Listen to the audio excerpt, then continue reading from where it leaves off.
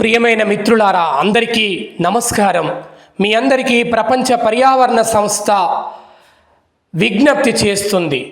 ఈ భూప్రపంచం మీద కోట్ల జీవులు ఈరోజు వరకు భూమి ఆవిర్భవించిన దగ్గర నుంచి ఈనాటి వరకు మనిషి తన జీవితంలో ప్రకృతి నుంచి అన్నీ తీసుకుంటున్నాడు తప్ప ప్రకృతి కోసం, ప్రకృతిలో ఉన్న జీవ వైవిధ్యాన్ని ఏ విధంగా కాపాడుకోవాలో మాత్రం తెలుసుకోలేకపోతున్నాడు. ఇప్పటికే భూగోళం మొత్తం కూడా అన్ని స్థాయిలలో మరొక 5 లక్షల సంవత్సరాలకు కావలసిన కాలుష్యాన్ని మానవ సమాజం ఇప్పటికే వెదజల్లడం జరిగింది. ఇప్పటికే భూప్రపంచం మీద 800 కోట్ల పైచిలుకు జనాభాతో రోజుకి ప్రపంచ మానవాళి ముందుకు శాస్త్ర సాంకేతిక ఆర్టిఫిషియల్ ఇంటెలిజెన్స్తో ముందుకు దూసుకుపోతూ ఉంది. ఈ కీలక సంక్షోభ సమయంలో మనిషి తను భూమి మీదకి ఎందుకోసం వచ్చాడు, ఎందుకోసం తన జీవితాన్ని భూమి మీద సుసంపన్నంగా ప్రపంచంలోనే అన్ని జీవుల కంటే ఆనందంగా ఎందుకు గడుపుతున్నాడో, ఎందుకు గడపాలో తెలియకుండాగా నిరంతరం కూడా మనిషి ప్రయాణిస్తున్నాడు.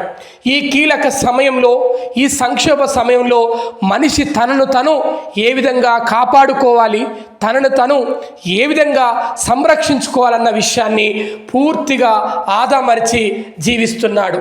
అందుకోసమే ప్రపంచ పర్యావరణ సంస్థ ఆవిర్భవించింది.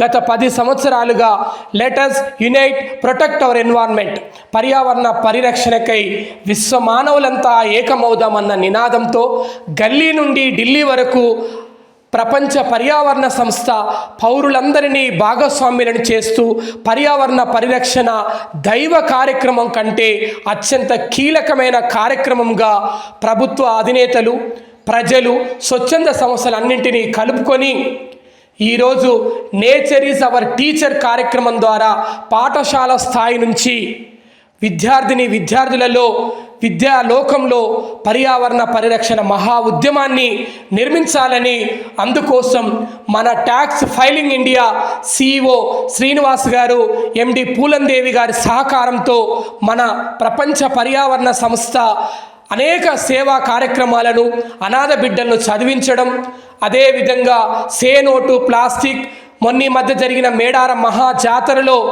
దాదాపుగా 1,00,000 cloth బ్యాగుల్ని కళారాజ్ media, tax filing India సహకారంతో పంచడం జరిగింది.